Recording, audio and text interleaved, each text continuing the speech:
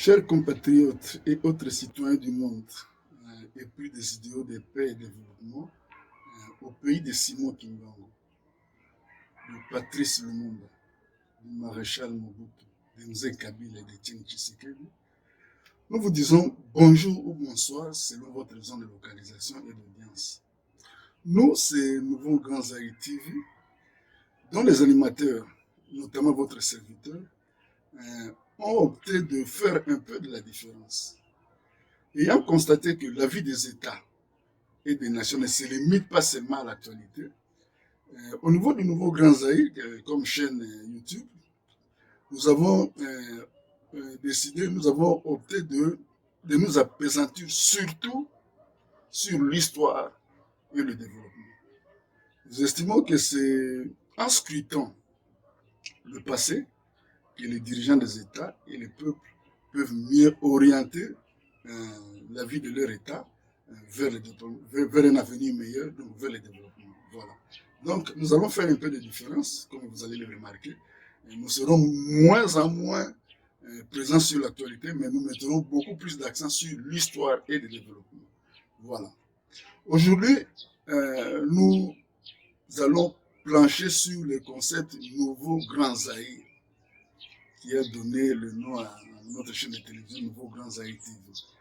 Et avant de commencer, nous voudrions solliciter la bienveillance de nos chers, de ceux qui nous suivent, d'avoir toujours l'amabilité de s'abonner et de liker nos émissions, nos prestations. Ça sera pour une façon de contribuer au fonctionnement, au bon fonctionnement de notre chaîne, qui est une modeste chaîne qui vient à peine de commencer. Et voilà. Donc c'est toujours bien de participer, de nous aider en s'abonnant massivement, en likant massivement et en partageant massivement nos émissions. Merci. Aujourd'hui, disais-je, nous allons parler nous allons parler du concept de Nouveau Grand Zaïre.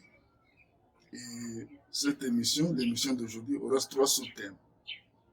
Pour parler du Nouveau Grand Zaïre, nous allons parler sur le concept Grand Zaïre, le concept Congo, C-O-N-G-O, et le concept Zaïre. Voilà, les trois sous-thèmes de notre émission d'aujourd'hui. En effet, le fait que notre pays soit ce qu'il est aujourd'hui ne doit pas nous faire perdre de vue que nous étions un grand pays. Le Zaïre était un grand pays. Et ça méritait le nom de Grand Zaïre. En fait, c'était le Grand Zaïre de 1965 à 1990, comme je dis, être francophone, de 1965 à 1990. Notre État, notre nation, notre pays était toujours au top des États africains, sur tous les plans. Sur le plan politique, de 65 à 90, le Zaïre, je veux parler du Zaïre de Mobutu, était un grand pays. C'était parmi les États les plus politiquement structurés du continent. Et dont les dirigeants pouvaient même se payer le luxe d'inventer certains concepts panafricains. Par exemple, le recours à l'authenticité. Ça, on n'en parle pas suffisamment dans notre histoire nationale. Ça, c'est un fait marquant de l'histoire de l'Afrique. C'est le Zaïre qui était la nation phare de l'idéologie de recours à l'authenticité, qui touchait vers qui avait beaucoup d'apports par rapport au mouvement panafricaniste. Et les observateurs avertis remarqueraient que un pays comme le Sénégal, dont l'élite, le dynamisme de l'élite, de l'intelligentsia n'est plus à démontrer en Afrique, les observateurs avertis remarqueraient que le Sénégal, l'élite sénégalaise, l'élite politique sénégalaise avait envoyé des délégués à Kinshasa pour venir s'informer, se ressourcer sur l'idéologie de l'authenticité. Et en retour, Sakomi, en tant que ministre de l'Information, était parti faire des conférences à Dakar sur les recours à l'authenticité. Regardez un peu le niveau où nous étions. Et aujourd'hui, nous pouvons remarquer qu'en Afrique du Sud, par exemple, il n'y a pas beaucoup de tendance de l'utilisation des prénoms. On est souvent dans des nations de prénoms authentiques, non authentiques. C'était ça l'impact de la manière dont l'idéologie du Grand Zaïre des recours à l'authenticité avait impacté beaucoup de nations africaines. Donc, au plan politique, on était un grand pays. Ça, c'est au plan politique. Mais au plan sécuritaire, de 1965 à 1990, soit durant tout le temps du moboutisme, puisqu'on le dit, on n'a souvent pas... le commun des mortels pourrait ignorer que le moboutisme a commencé, le système moboutisme a commencé en 65, il a pris fin à 90, quand Mobutu dit, comprenez mon émotion, il a dissous les impairs. C'était ça le fait du moboutisme. Tous les restes n'étaient plus du moboutisme. Mais pendant ce laps de temps-là, de 65 à 90, au plan économique, c'est pas moi qui le dis d'une manière péremptoire, mais votre serviteur se fonde sur le chiffre du PNUD. Si vous regardez du côté du chiffre du PNUD, puisque le PNUD a l'habitude de publier annuellement ce qu'on appelle les rapports mondiaux de développement sur le développement humain dans le monde, le rapport du PNUD sur le développement humain dans le monde. C'est comme la FIFA publie chaque année, chaque mois ou comment, le classement FIFA. Le PNUD aussi publie le classement PNUD au plan économique. Et nous allons remarquer qu'au regard de ces chiffres du PNUD, de 65 à 90, les Zaïre étaient toujours parmi les 10 meilleures économies africaines. Ça, c'est une réalité, une vérité qu'on a souvent tendance à perdre de vue. Et la fois passée, je l'ai dit, à titre illustratif, on peut noter qu'en 90, quand Mobutu prononce son discours là pour mettre fin au système moboutiste, selon les chiffres du PNUD de 1991, l'année suivante, le Zaïre était plus développé que le Nigeria, le Sénégal, la Tanzanie, l'Angola et l'Ouganda, qui sont tous aujourd'hui des pays émergents. Ça, c'est sur le plan économique. On était un grand pays. On était... les Quinois remarqueront que c'était bon, on ne faisait pas attention, ni le prophète chez lui. Nous, on ne faisait pas attention du fait que à Kinshasa, déjà vers les années 80 et 90, on produisait des véhicules ici. Bitabe, là où il y a l'arrêt Bitabe. C'était une maison de construction, un constructeur, on produisait des véhicules forts. L'arrêt Iveco à Kingaboa. On produisait des véhicules Iveco, des véhicules Leyland. C'était une première en Afrique subsaharienne. On était en avance parmi tous ces pays-là. Donc, on était un grand Zaïre. J'ai dit sur le plan politique, sur le plan économique, maintenant sur le plan sécuritaire. Mais le Grand Zaïre était parmi les trois principales puissances militaires du continent. Hein, on les mettait au même niveau, on mettait les FARDC, les Zaïre avec leurs FARDC, au même niveau que les Nigeria, que l'Égypte et les Nigeria et un peu l'Afrique du Sud. Le Zaïre était le gendarme de l'Afrique centrale. Hein, c'est le Zaïre, comme on était dans le système de l'OTAN n'avait pas besoin d'envoyer des troupes en Afrique centrale et dans les grands lacs. Quand il y avait des problèmes partout, en Angola, en Ouganda, partout, on envoyait l'armée zaïroise. Donc, on était un grand pays. Donc, le fait que nous soyons aujourd'hui devenus la risée de l'Afrique, où tout le monde commence à se moquer de nous, ne doit pas nous faire perdre de vue que nous étions un grand pays et que nous devons restaurer notre grandeur nationale. Voilà le sens du concept de Nouveau Grand Zaïre. Pourquoi Nouveau Grand Zaïre? Puisqu'on avait un Grand Zaïre et que nous devons réhabiliter. Et c'est ça l'essence même du concept de Nouveau Grand Zaïre. Et c'est un défi. Le concept de Nouveau Grand Zaïre est un défi. C'est aussi un programme, c'est un projet de société que moi j'appelle le projet de société néo-moboutiste. Pourquoi j'ai dit néo-moboutiste? Puisque, au fait, en réalité, personne ne viendrait dire ici que le moboutisme était parfait. Hein? Le moboutisme avait, comme toute œuvre humaine, avait ses aspects positifs et négatifs. Mais nous pouvons constater que ce sont des aspects positifs du moboutisme qui avait fait du Grand Zaïre. Maintenant, le drame, c'était quoi? Quand on est venu, quand le maréchal a restauré le pluralisme politique qu'il avait interrompu en 67, en suspendant tous les partis politiques et en créant un mouvement populaire de la Révolution, quand il a restauré à la faveur de son discours historique de 1990, et la dynamique qui est venue après, au fait, C'était une dynamique de destruction. C'est dommage. C'est cette dynamique-là qui, à partir de la conférence, a détruit les grands Zaïre. Comment au fait, les gens n'avaient pas à tout mettre dans le même panier, à tout jeter du mobutisme. Il n'y avait pas que du négatif dans le mobutisme, il y avait aussi des aspects positifs, au plan militaire, au plan sécuritaire. Et on pouvait juste élaguer ces systèmes-là de ces lacunes du passé, le culte de la personnalité, tout ce qu'il y avait comme négatif, et garder les aspects positifs. Voilà la démarche politique du néo-mobutisme. Néo-mobutisme veut dire que nous devons maintenant opter pour un mobutisme adapté au contexte actuel. Du pluralisme politique, de la globalisation, de la mise en place d'un nouvel ordre mondial post-Ukraine. Donc, le mobutisme ne peut plus être exactement ce qu'il était. C'est un mobutisme amendé, élagué de ses faiblesses et adapté au contexte actuel que nous appelons le néo-mobutisme. Et c'est ce projet de néo-mobutiste qui, selon nous, est censé implémenter l'avènement des nouveaux grands Zaïre. On dit qu'il y a Biboara, les mêmes effets produisant les mêmes causes produisant les mêmes effets.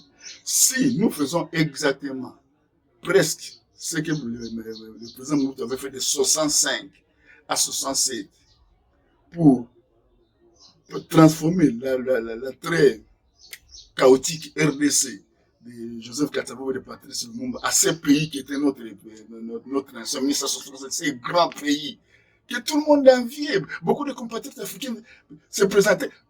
C'est pas mauvais. Nous sommes de la grande famille africaine. Mais il était courant à l'époque, dans ces années-là, au plus fort du mobutisme, devant les frères camerounais, des frères de l'Afrique centrale, être fier d'être perçu comme un Zaïrois. Non, c'était la fierté de l'Afrique. Vous voyez. Et c'est ce défi-là. Revenir, restaurer cette grandeur nationale-là. C'est ce défi-là qui fonde les projets de société néo-mobutistes. Donc, je parlais du concept du grand Zaïre. Maintenant, on est dans le concept du nouveau grand Zaïre. En fait, le nouveau grand Zaïre, c'est quoi? C'est un défi, je disais. C'est un projet de société qui préconise des approches pour la restauration de notre grandeur nationale. Comment? Au plan sécuritaire, le projet de société néo-moboutiste disposant sur l'avènement d'un nouveau gazé préconise au plan sécuritaire la restauration de la valeur combative de notre armée, du soldat congolais. Le soldat congolais était un soldat d'élite, le soldat zaïrois, ne parlons plus de zaïrois. Donc, en fait, au plan sécuritaire, il s'agira de restaurer la valeur combative des forces armées zaïroises, de restructurer notre système de défense. Il y a la trahison, je l'ai dit, votre civil le dit toujours, nous le disons toujours. Il y a la trahison, bien sûr, mais il y a aussi le fait que notre système de défense comporte beaucoup de failles au niveau de l'organisation. Donc, le projet de société néo-moboutiste au plan de sécurité dispose sur la réhabilitation de la valeur combative du soldat congolais, donc, et par les ricochet des forces armées zaïroises, la réorganisation de notre système de défense, la restructuration de notre système de défense, la réorganisation du dispositif général de défense, ce sont toutes ces lacunes-là qui, en plus de la trahison, font que notre armée brille par les contre-performances qu'elle acquise présentement à l'Est. Donc, le projet de société néo-moboutiste dispose sur comment trouver des solutions à tous ces problèmes afin de restaurer notre traditionnelle puissance militaire qui faisait de grands Zaïre, le gendarme et l'Afrique centrale. On va le faire. On va le faire. Puisque les mêmes causes produisant les mêmes effets, dès lors que dans ces pays, il y aura des dirigeants qui vont se fonder sur les aspects positifs seulement du moboutisme, on aura les mêmes résultats que Mobutu avait eu de 67 à 65. Ça, c'est au niveau sécuritaire. Au niveau économique, le projet de société néo-moboutiste pour l'avènement d'un nouveau grand Zaïre dispose sur un certain nombre de principes directeurs du projet de société des aspects économiques. Par exemple, il faut une matérialisation de la primauté de l'agriculture sur l'industrie. D'abord, avant d'arriver là-bas, il a disons,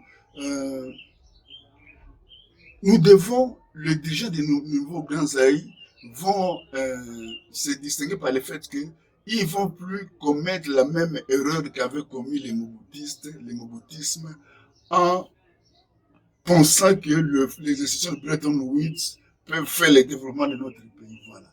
Donc le projet de société, disons, bannit presque les recours au financement très stérile du Fonds monétaire international et de la Banque mondiale. Ça ne fera jamais, ça n'a jamais fait le développement des États africains et ça ne fera jamais le développement de notre pays. C'est depuis 1960 qu'on est là, on est avec les FMI. Et les projets de société néo-mobutistes innovent dans ce sens que il va se fonder sur la lutte contre la corruption. Ça, c'est le premier principe directeur de la gouvernance économique des néo-mobutistes. La lutte contre la corruption. C'est ce qui va nous donner de l'argent, plus que les miettes que nous donnent les FMI. C'est fondé sur ce rapport du passé, d'un passé récent. Notre pays perdrait annuellement 15 milliards de dollars en termes de corruption. De corruption et de tous ces corollaires. 15 milliards de dollars chaque année. Mais maintenant, si nous faisons seulement un effort de récupérer 30% de ce que nous perdons annuellement en termes de corruption, comment? La lutte contre la fraude noire, l'évasion fiscale, le bradage de matières premières, la corruption, la lutte contre la corruption, c'est ça les secrets. Si nous le faisons correctement, et comme les dirigeants vont le faire correctement, ils auront, à terme de chiffres, ils auront annuellement à récupérer quelques 5 milliards de dollars. Donc, si par an, nous perdons 15 milliards de dollars en termes de corruption, et que nous en poussant jusqu'à la limite leur capacité à pratiquer la tolérance zéro contre la corruption, et ces corollaires qui sont les bradages de matières premières, la fraude des données, l'évasion fiscale, au niveau du sommet de l'État. Ça doit partir au niveau du sommet de l'État. En le faisant, en combattant ici la corruption, on peut arriver, notre État peut arriver aisément à récupérer 5 milliards de dollars par an qu'il perd en termes de corruption. Or, jamais l'FMI ne nous donnera 500 millions de dollars du coup comme ça, jamais. La Banque mondiale, les FMI ne peuvent jamais nous donner 200 millions de dollars. On est là avec le système de l'enseignement, ils nous ont promis 200 millions, jamais. Donc, par contre, en tournant les dos au système du FMI, de la Banque mondiale, mais en luttant seulement contre la corruption, notre État peut récupérer annuellement 5 milliards de dollars. Et au bout de 3 ans, avec 15 milliards de dollars, on peut amorcer le processus de développement national sans compter aux institutions de Bretton Woods, en remettant seulement notre population au travail et en combattant la corruption. Ça, c'est au niveau de la corruption. Mais au niveau, il n'y a pas que ça. Il y a aussi le fait que nous devons matérialiser, je l'ai dit, la primauté de l'agriculture sur l'industrie minière. Nous avons tendance, les commentateurs pourraient perdre de vue que le développement du Congo, le Congo belge, le grand Congo belge, ne s'était pas développé par l'industrie. Le grand Congo belge s'était développé par l'agriculture. C'est l'agriculture de l'Équateur et de la province orientale et du Kivu qui avait permis l'implantation de l'union minière du Katanga. C'est l'agriculture qui a amené l'industrie minière. Mais depuis l'indépendance, nous faisons le contraire. Nous consacrons la primauté de l'industrie minière sur l'agriculture. Nous cassons, nous changeons une équipe qui avait gagné, qui gagnait. C'est pas pour rien que la Belgique était sortie sans endettement majeur de la Deuxième Guerre mondiale. C'était puisque l'agriculture du Congo, c'était pas l'industrie, c'était pas encore l'union minière, c'était l'agriculture, cobalt, non pardon, café, cacao, caoutchouc et les autres, c'est ça. Et c'est ce que préconisent les néo-mobutistes. Mettre d'abord un accent particulier sur l'agriculture. Pourquoi aussi il y a le fait que notre État doit. Donc, en fait, la primauté de l'agriculture sur l'industrie minière, ça veut dire quoi? Ça veut dire que notre État doit être en mesure de fonctionner correctement sans se toucher à nos minéraux. C'est comme ça que les Congo belges avaient fonctionné jusqu'avant la création de l'union minière du Haut-Katanga. Et c'est comme ça que les projets de néo-mobutistes voient les choses. Donc, nous allons d'abord commencer, comme Mobutu a fait en 65, 60, l'opération retroussons les manches. Remettons-nous à l'agriculture.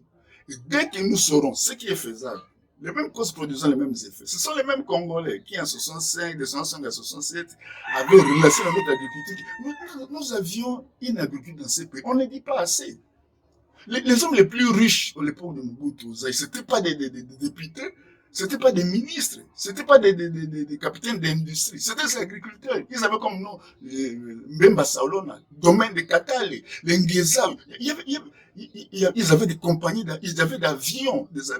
C'est l'agriculture qui fait le développement. Et dans le projet néo-moboutisme, c'est l'agriculture qui fera le développement. Et maintenant, dès qu'on aura cette autonomie-là, hein, financer la partie de notre agriculture, de la lutte contre la corruption, c'est à ce moment-là qu'on va commencer à regarder vers les Occidentaux. Nous, nos minéraux ne vont pas pourrir. Ils sont là. Les combats de même un siècle. Il n'y a pas de problème. Nous, nous vivons correctement avec notre agriculture. Mais vous voulez notre combat, c'est simple. Venez construire des industries ici. Vous voulez notre coltan, venez construire des industries de transformation. Puis sinon, on n'exporte pas une seule tonne de nos minéraux à l'état brut. Vous les voulez, venez construire des usines si vous les produisez. Si vous ne venez pas, nous, les gars dans notre sous-sol, nous fonctionnons grâce à notre agriculture. Et c'est comme ça qu'il viendra l'industrialisation de notre économie nationale qui fera en sorte que les Aïs se réalisent dans sa position naturelle. La première économie africaine devant le Nigeria et l'Afrique du Sud. Ça, c'est la position naturelle de notre pays par rapport aux ressources dont nous disposons. À partir du moment où, comme le préconise le projet de société néo-mobutiste, nous aurons matérialisé la primauté de l'agriculture sur l'industrie minière, élaborer un nouveau compte d'investissement qui va astreindre, obliger tous ceux qui veulent avoir accès à nos minerais de venir implanter des usines ici au pays, de fabriquer, de vendre à travers le monde, de payer les impôts. Voilà comment le projet de société d'une manière ramassée au plan économique prévoit, dispose sur l'avènement d'un nouveau grand émergent. J'ai oublié un fait, c'est qu'au niveau financier, il va falloir, pour relancer notre agriculture, il faut réhabiliter notre secteur bancaire. Si l'agriculture du Congo belge fonctionnait, c'est parce qu'il y avait derrière un circuit bancaire, un secteur bancaire très dynamique. C'est ce que nous devons faire. Aujourd'hui, la déliquescence de notre secteur, comment on appelle ça, notre système financier fait en sorte que disons, la production de notre économie informelle est confisquée en dehors des circuits bancaires. Alors, ça fait pratiquement les 60% du PIB. C'est dans lesquels il y a 30 milliards de dollars. Mais comment les projets de société néo-mobutistes disposent sur comment bancariser cette économie informelle-là. L'ajustement des taux directeurs, comme ça, le conditionnement de l'octroi de crédit à la détention d'un compte bancaire. Petit à petit, on va amener tous ces nos opérateurs économiques du secteur bancaire de trouver intéressant d'avoir un compte bancaire et de garder l'argent en banque pour qu'ils vont avoir des crédits. C'est ça la bancarisation de l'économie informelle qui va nous permettre d'avoir des financements pour relancer notre agriculture. Ça, je ne l'ai pas dit. Et puis notre agriculture aussi nous permettant de la création d'une classe moyenne. Comment? Avant d'arriver à l'industrialisation de notre économie nationale, on va commencer par l'implantation d'une industrie nationale de l'agroalimentaire. Ça, c'est le PME et le PMI. On va revenir à la zaïrianisation, mais bien appliquée cette fois-ci. Au lieu de les donner aux députés ou bien non, on va les donner aux hommes d'affaires qui sont dans les affaires. On va faire en sorte que les PMI, la classe moyenne soit nationale. Les PMI et les PME ne soient plus dirigés par les étrangers. Les étrangers venaient dans l'industrie lourde, la grosse industrie, mais les petits PME et PMI, nous les sommes aux nationaux, mais pas des nationaux de politiciens, pas de députés, pas de ministres, pas de généraux, non. L'erreur du moboutisme. Le néo-moboutisme est une correction du moboutisme. Le néo-moboutisme va faire ce que cette zaïrianisation-là profite à ceux qui sont réellement dans les affaires, les professionnels de l'agriculture, les professionnels du commerce et de l'industrie. Voilà à peu près d'une manière ramassée les projets de société au plan, je disais, politique, au plan sécuritaire et au plan économique. Comment nous comptons sur quelles sont les approches que nous envisageons pour l'avènement d'un nouveau grand Zaïre. Voilà, nous avons parlé du grand Zaïre, nous avons parlé du nouveau grand Zaïre qui est un défi à relever et que nous allons relever. Cet État, ce pays va retrouver sa grandeur. Les mêmes causes produisant les mêmes effets. Dès que nous allons appliquer les aspects positifs du moboutisme et élaguer les négatifs, nous aurons les mêmes résultats que Mobutu avait de 65 à 67. Maintenant, nous allons passer au deuxième sous-thème. Nous avons parlé du grand Zaïre, du nouveau grand Zaïre. Maintenant, parlons de la nuance entre les deux concepts de Congo et Zaïre. Voilà. En fait, je disais que nous avons toujours, votre CV a toujours dit que notre histoire nationale relève vécu beaucoup de contre-vérités. Une des contre-vérités est que Mobutu avait amené le concept de Zaïre. Bon, avant d'arriver au concept de Zaïre, parlons du concept du Congo. Chers compatriotes, chers citoyens du monde, en nous penchant sur l'histoire de l'Afrique, nous remarquerons que dans un pays qui s'appelle l'Angola, qui a été découvert, qui a été colonisé par les Portugais depuis le 15e siècle, déjà au 15e siècle, soit 3 siècles, plus de 3 siècles avant l'avènement de la colonisation belge, plus de 3 siècles avant l'avènement du moutisme, il existait en Angola 2 villes. Il y a la ville de San Salvador do Congo, avec C-O-N-G-O, et puis San Antonio do Zaïre, avec Zaïre. Ça, c'est au 15e siècle. Ça, c'est un fait. Quand ceux qui connaissent une de notre histoire nationale, quand les jeunes gens de Zaïko, le président de notre Agneau Kalongo notamment était du groupe, quand ils avaient décidé de baptiser leur orchestre, ils avaient dit Zaïre Yabakoko. En 69, Mobutu n'avait pas encore déclenché l'appellation Zaïre, n'avait pas encore instauré l'appellation Zaïre en 71, mais c'était déjà en 69. Les jeunes gens de Zaïko, le pays s'appelait Congo. Mais les jeunes gens de Zaïko créent l'orchestre Zaïko, ils disent Zaïre et à Bangkok. Nous qui avons grandi, passé notre jeunesse à Kinshasa, quand vous allez vers Rwakading, à l'époque, Rwakading et Kassavubu, vers les grands marchés, il y avait une revue, la revue Zaïre. Le pays s'appelle encore le Congo. Donc, c'est faux de penser que le concept de Zaïre était un concept Mobutu. C'est pas Mobutu qui avait amené le nom de Zaïre. Mais avant d'arriver à Zaïre, rentrons d'abord à Congo.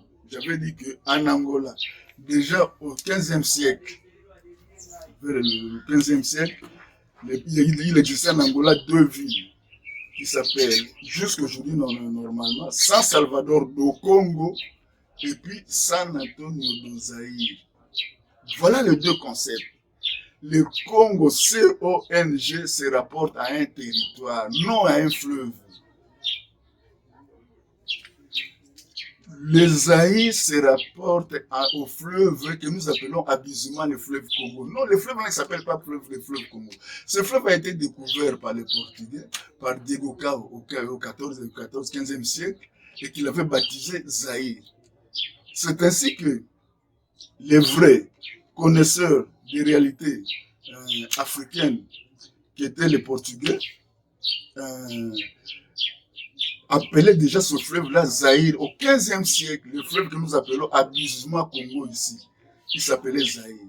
C'est pour cela que la ville de Soyo, l'actuelle ville de Soyo, qui est à côté du fleuve, par rapport au nom du fleuve, les Portugais l'appelaient San Antonio do Zaïre. C'est comme on dit Meze sur Seine. Donc le nom de la ville, se réfère au fleuve que la ville baigne, qui baigne la ville. C'est ça, le fleuve Congo n'existe pas. Le fleuve Congo n'a jamais existé. C'est le fleuve Zaïre. Maintenant, l'erreur est venue d'où? C'est en 1985, quand Otto von Bismarck organise la conférence de Berlin, par erreur, ignorant les réalités africaines que connaissent les Portugais, par erreur, il dit que c'est la conférence. En fait, le but principal de la conférence de Berlin, c'était de statuer sur la liberté de navigation sur le fleuve Zaïre. Lui, ignorant les réalités africaines, Bismarck a pensé plutôt que ce fleuve-là s'appelait Congo. Puisque lui, il connaissait San Salvador do Congo, le royaume Congo, d'où le fleuve devait être, selon lui, le fleuve Congo. Non, ce n'est pas le fleuve Congo, c'était le fleuve Zaïre. Mais cette erreur-là que Bismarck avait commise à la conférence de Berlin, qui se répercuta au nom du pays. Ils ont dit, comme le fleuve s'appelle Congo, le pays s'appelle le Congo. En réalité, nous venons de le démontrer. S'il y a un pays au monde qui doit s'appeler Congo, c'est l'Angola. Puis c'était là-bas où était le royaume Congo.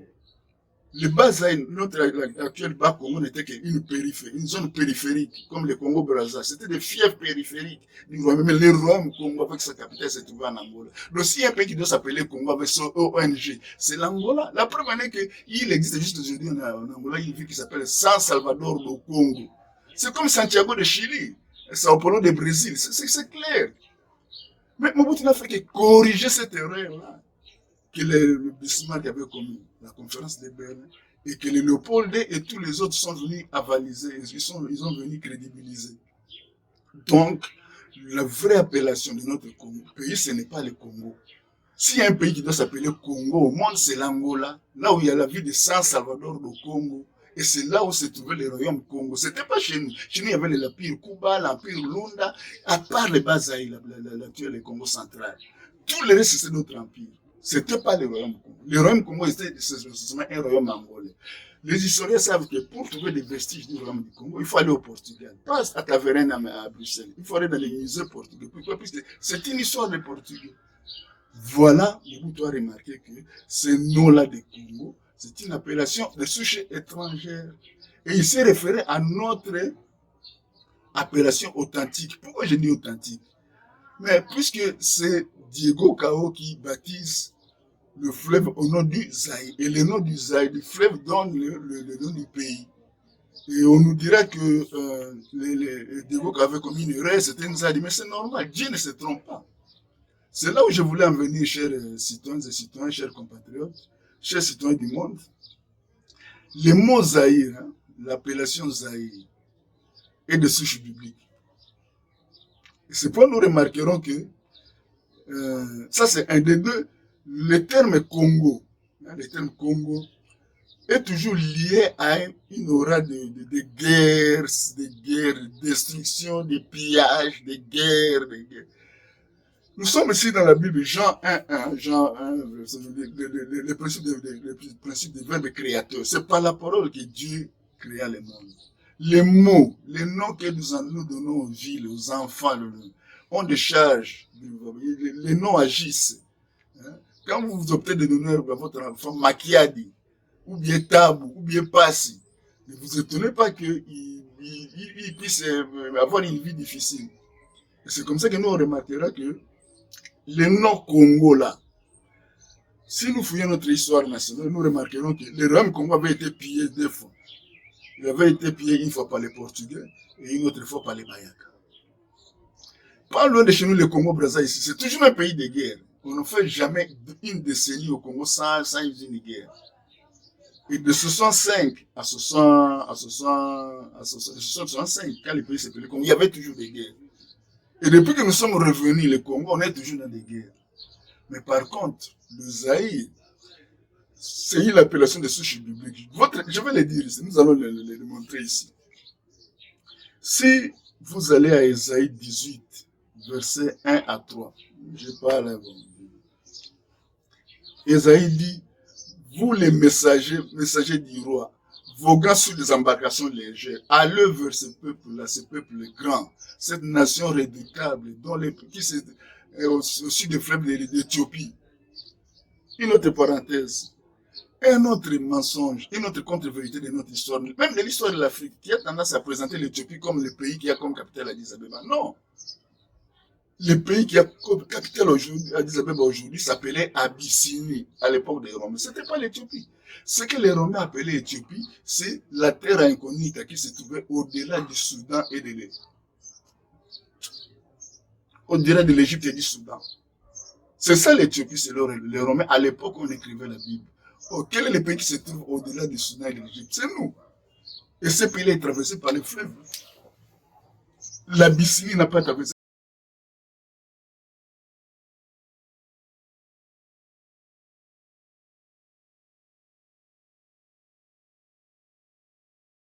par les fleuves. Maintenant, la Bible dit, vous les messagers du roi, allez vers ce peuple grand, peuple redoutable, où retentit le cliquetis des armes, notre puissance militaire. C'est biblique. C'est exactement ce qu'avait fait Diego Cao. Diego Cao était chargé par le roi d'Espagne. Hein, on dit, ça on a parlé dans une autre émission, on dit non, c'était pour la recherche c'était pour rechercher les minéraux du Congo. On a parlé dans une autre émission, mais on n'a jamais dit la vérité. On nous dit c'était pour rechercher la route des Indes, comment, c'était pour chercher les mines d'or du roi Salomon. Là on a parlé dans une autre émission. Quand les Blancs ont marqué que les gisements d'or s'est tarissé au Far West en Amérique, ils se sont dit, mais écoutez, Mais il y avait les mines d'or où les reins de sable étaient, ah, c'est où en Afrique, ah, c'est au centre de l'Afrique. C'est comme ça la conférence des Bélé. Mais ça, c'est une autre parenthèse. Maintenant, on avait dit que Diego Cao venait pour chercher la route des Indes. Non. Diego Cao était mandaté par le roi d'Espagne. Et quand il est arrivé à Banana, qu'est-ce qu'il a fait? Il avait le gros bateau. Il a découvert, c'était une embouchure. C'était un grand fleuve, il y avait des troncs d'arbres. Il ne pouvait pas entrer avec la caravelle, le bateau de haute mer dans l'océan, dans le fleuve. Il a fait exactement ce que la Bible nous, messager, voguant sur il a pris une embarcation légère. Il a pris une embarcation légère, il a descendu sur la surface des eaux, il a vogué jusque de l'embouchure de Banana jusqu'à Yelala, en aval de Matadi. Et c'est là où il a trouvé des gens de la population locale. Il leur a demandé quel est le nom de ce fleuve. Les gens lui ont dit Nzadi. Mais au lieu d'écrire Nzadi, il a écrit Zahir. Mais c'est une erreur, mais Dieu ne se trompe pas. Le même Dieu qui lui a envoyé, selon Esaïe 1, dit d'aller vers ce peuple bien, d'aller les rencontrer. Il ne faut pas les laisser commettre l'erreur. Donc si Diego a écrit Zahir, c'est le nom que le Dieu voulait pour notre nation. Et nous remarquerons que ce nom-là, de 71 à 90, avait fait notre grandeur nationale, avec notre fierté comme un peuple. Hein? Et depuis qu'on est revenu à l'ancien nom du Congo, nous sommes replongés dans des guerres. Donc, ce nom-là de Zaïre, ce n'est pas une invention moboutiste, c'est notre nom authentique.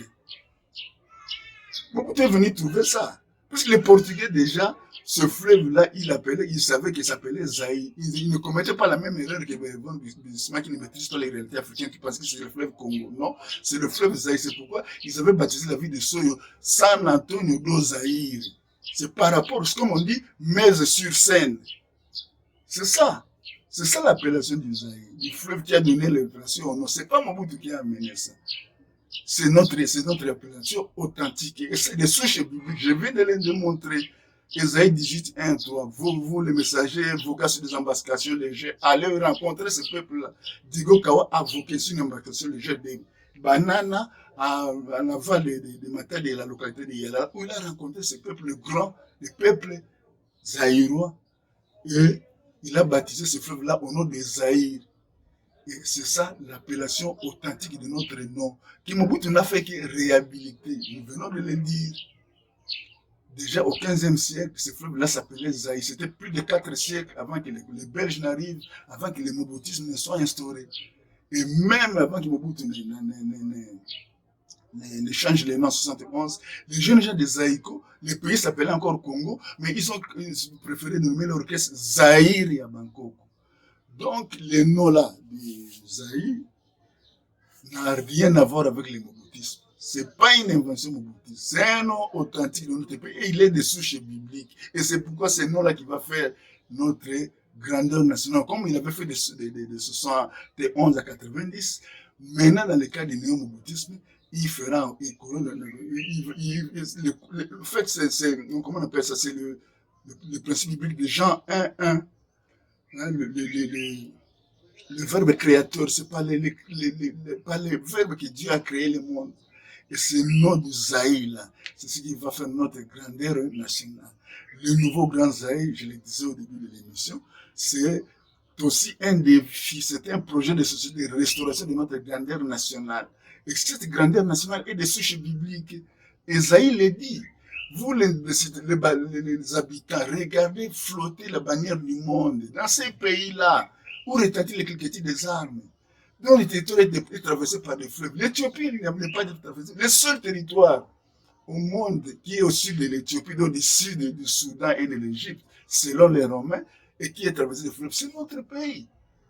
Donc nous avons une vocation d'une grandeur, d'une superpuissance. Et voilà pourquoi nous disons que le nouveau Grand Zaïre, c'est un défi, c'est un projet de société de restauration de notre grandeur nationale. Donc ça n'a rien à voir avec Mobutu, ça n'a rien à voir avec le moboutisme, c'est en rapport avec notre authenticité, c'est le nom authentique de notre nation. Merci, citoyennes et citoyens. Merci. Une fois de plus, je sollicite votre amabilité de soutenir cette émission en likant massivement, en s'abonnant et en partageant, en les partageant. Merci.